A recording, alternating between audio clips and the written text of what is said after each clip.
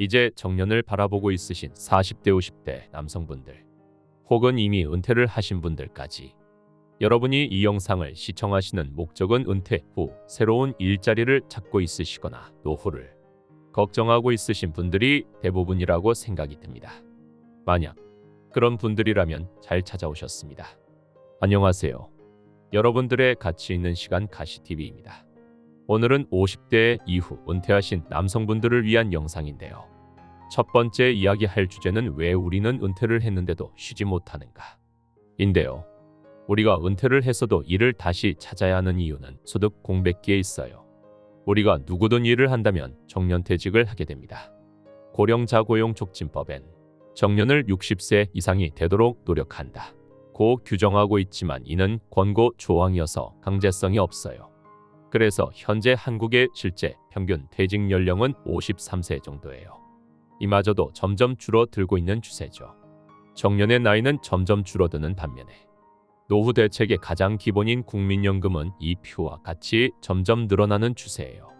원래의 정부의 계획대로였다면 60세에 정년퇴직을 하고 연금 수령을 60세로 만들어 그 사이 공백을 최소화할 계획이었어요. 하지만 우리나라의 현실은 평균 정년퇴직 연령은 53세에 연금 수령 나이는 65세예요. 그 안에 무려 12년이란 소득 공백기가 생겨버린 거죠. 여러분이 국민연금이 아닌 다른 불로소득을 마련하셨거나 모아둔 재산이 많다면 국민연금 없이도 문제 없겠지만 그게 아니라면 12년의 소득 공백기는 여러분의 인생에서 해결해야 될 커다란 문제점으로 다가올 거예요. 실제로 SBS 뉴스에 나온 한 가지 사례를 보면 대기업에서 27년간 근무하다 임원까지 오른 강 씨는 은퇴 이후 수십 차례 재취업에 도전을 했지만 현실의 벽에 부딪혔습니다.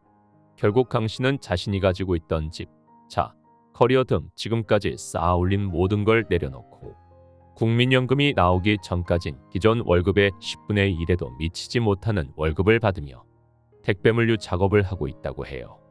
이 사례를 보면 알 수 있듯이 소득 공백기는 인생에 있어서 넘어야 할 하나의 산 같은 존재인데, 소득 공백기를 없애거나 최소화하기 위해선 정년을 연장하거나 다른 소득 수단을 찾아야 해요.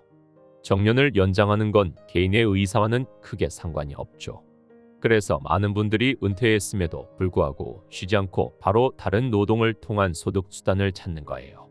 그 근거로는 한국산업인력공단에서 발표한 50대 이상 국가기술 자격증 신규 취득자 수를 보면 알 수 있는데요.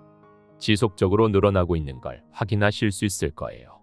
이런 현상이 일어나는 이유는 물가 상승, 고령화 등 여러 가지 이유가 있겠지만 은퇴 후 소득 수단을 마련하기 위한 현상으로 생각돼요. 결론적으로는 우린 정년퇴직을 해도 소득 공백기를 채우기 위해 다른 일을 다시 시작해야 한다는 소리죠. 그럼 이제 두 번째 이야기입니다. 우리는 은퇴 후 무엇을 준비해야 할까? 인데요. 은퇴 이후의 대표적인 노동소득 수단은 크게 자영업과 재취업으로 나눠지는 것 같아요. 자영업을 하시는 분들은 대부분 자신의 퇴직금이나 모아둔 자본을 사업자금으로 사용해서 프랜차이즈 창업을 하시거나 자신이 구상한 창업 아이템을 사용해서 창업을 하시는데, 국세청에서 조사한 자료에 따르면 신규 창업 대비 폐업률이 15년도에 81%였고 18년도엔 89%까지 올라갔어요. 10명이 창업을 하면 1명만 살아남는다는 소리입니다. 심지어 18년도면 코로나 이전의 폐업률입니다.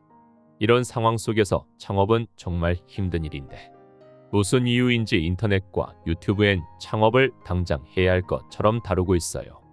여러분들도 아시겠지만 그런 글과 영상들은 대부분 광고입니다. 본인 회사 프랜차이즈는 폐업률이 2%도 안 된다느니 매출이 억 단위라느니, 그런 글과 영상을 믿고 창업을 하셨다간 정말 큰일이 날 수도 있어요.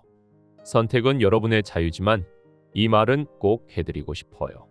그런 글과 영상에서 나오는 실패 확률이 2%도 안 되고 매출도 억 단위가 나오는 사업 아이템이 정말 존재하고 그걸 제가 알고 있다면 저는 광고를 해서 마구마구 뿌리지 않고 아주 꽁꽁 숨겨서 집안 대대로 해먹을 거예요.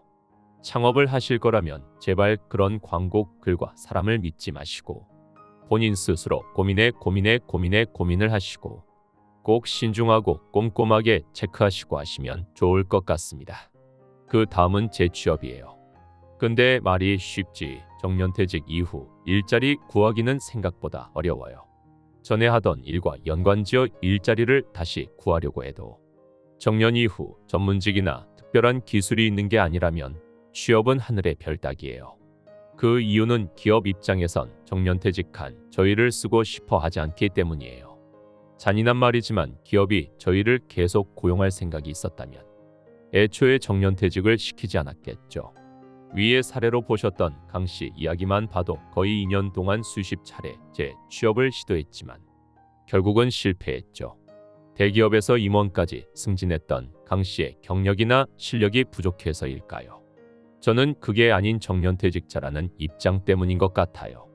그렇다면 50대 60대 정년퇴직자 혹은 실업자인 우리는 어떻게 재취업을 해야 할까요? 그건 바로 제2의 직업을 준비하셔야 합니다.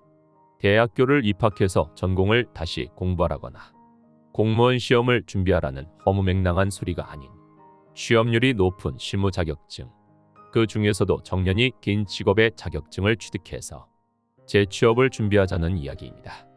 취업률이 높고 정년이 긴 대표적인 자격증으론 1. 주택관리사 2. 공인중개사 3. 경비지도사 4. 직업상담사 5. 도로교통사고감정사 등 있습니다. 지난번에 올렸던 숨겨진 자격증 탑3 영상이 있으니 참고하시면 좋을 것 같습니다. 영상을 마무리하며 한국의 노년 경제활동률은 OECD 국가 중 1위입니다. 하지만 노년 빈곤율 또한 OECD 국가 중 1위죠. 노후 취업이 권장이 아닌 필수가 되는 시대가 오고 있는 것 같습니다. 여러분들도 지금부터 준비하셔서 행복한 노후가 됐으면 좋겠습니다. 지금까지 가치 있는 시간이었습니다. 감사합니다.